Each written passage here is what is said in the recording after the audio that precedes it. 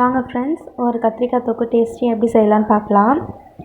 First இந்த மாதிரி ஷேப்பில் கத்திரிக்காய் கட் பண்ணிவிட்டு மஞ்சள்தூள் உப்பு போட்டு எல்லாம் வேக வச்சுட்டு நல்லா மிக்ஸ் பண்ணி விட்டு நல்லா வேக வைக்கணும்.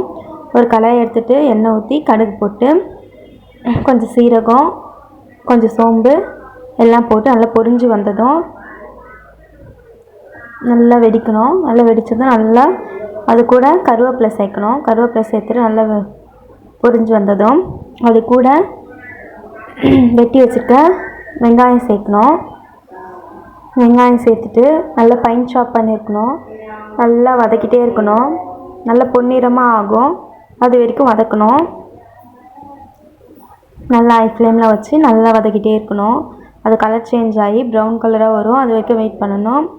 அது கூட தோல் நீக்கி நசுக்கி வச்ச பூண்டு சேர்த்துக்கணும். ரெண்டுமே கிளறி நல்லா மிக்ஸ் பண்ணி விட்டுட்டு நல்லா பழமாக தக்காளி கட் பண்ணி போட்டு நல்லா கிளறி விடணும்.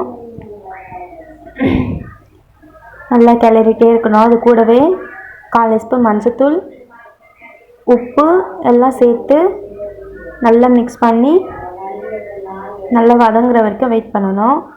அது கூடவே தேவையான அளவுக்கு காரத்தூள் சேர்த்து நல்லா கிளறி விட்டுட்டு தேவையான அளவுக்கு தண்ணி ஊற்றி நல்லா கிளறி விடணும்.